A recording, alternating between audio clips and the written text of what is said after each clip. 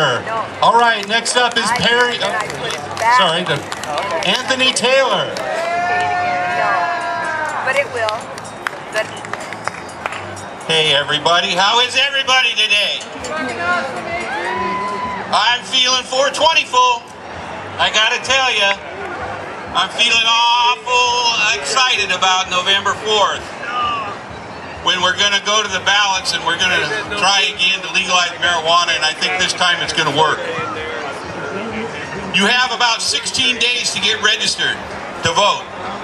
Is there a voter registration booth here? I haven't been here long enough to know. Right on, that's what we want to do. So if you're not registered to vote, you can't help us legalize on November 4th. So go get registered to vote and quit fucking around. We want it legal on the 4th, and we don't want to have to mess with it again. So get registered, update your information if you need to, and wait for your ballot to come in the mail. Remember, you've got until October 14th to register to vote. If you're going to be 18 by November 4th, you can register to vote. But make sure you do so, because this is a really important issue. If Oregon breaks down the barrier for legalization, the rest of the country won't be far away. If we can get Alaska to do the same thing, we'll be even closer to the whole country being able to do this.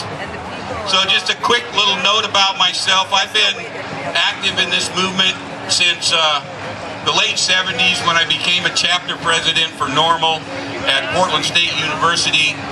I participated in their legislative internship program in 1983, and in 1985 I was hired by the Oregon Marijuana Initiative to lobby in Salem. It was that year that we added the early turn-in date for initiative signatures, so you can turn in, get verified, and you still have some time to get some more signatures if you don't.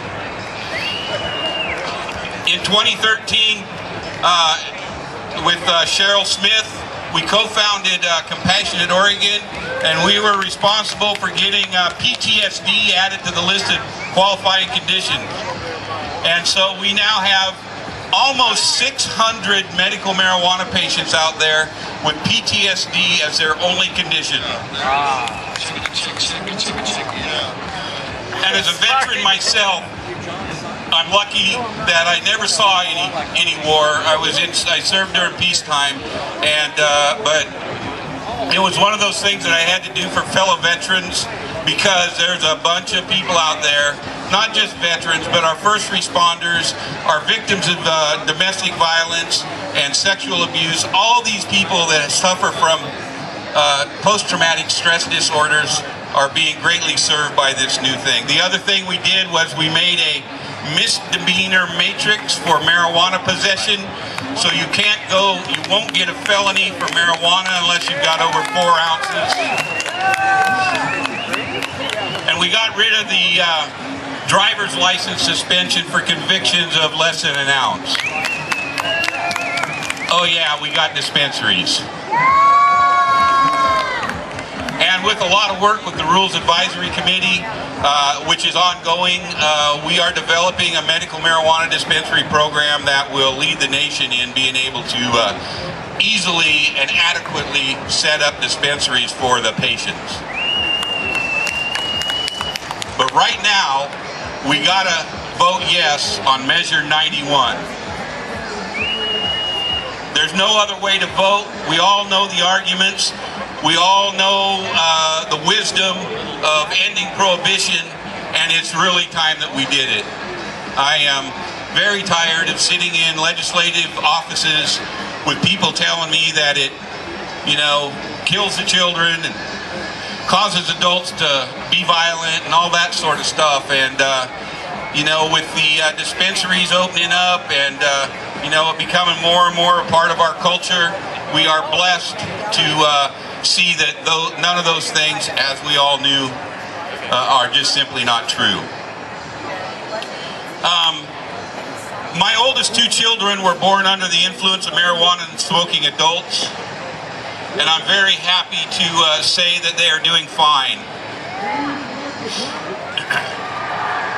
So, it's a big, big day on November 4th, and I want you all to fill out your ballots, get them in early, so we make sure that we're getting all our votes counted and that nobody's trying to be a little disingenuous with the results. So I'd say we're in the lead right now. We're probably 51-52% at least.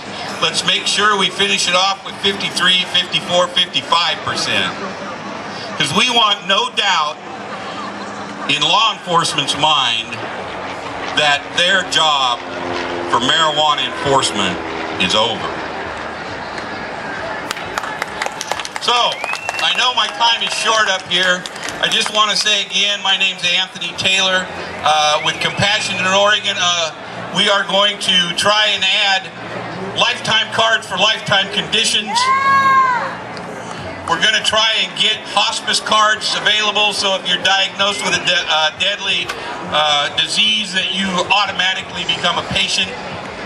And we're going to try and fix this BS about having to choose between opiate pain meds and cannabis. We want to fix that because I'm tired of my friends, doctors, telling them that they can no longer authorize their card if they're on pain management because they have to choose between Oxycontin or Vicodin and cannabis. And we all know that marijuana is not a gateway drug, it's an exit drug. And we got to make sure that everybody else knows it. The statistics in Colorado are staggering about the drop in criminal statistics. We need to make that happen in Oregon too. So please, make sure you're registered to vote before you leave here. If you don't get a chance, you can go to your post office, your DMV, and oh yeah, online. So don't forget to do it. Register to vote and vote yes on Measure 91, November 4th. Thank you. Thank you.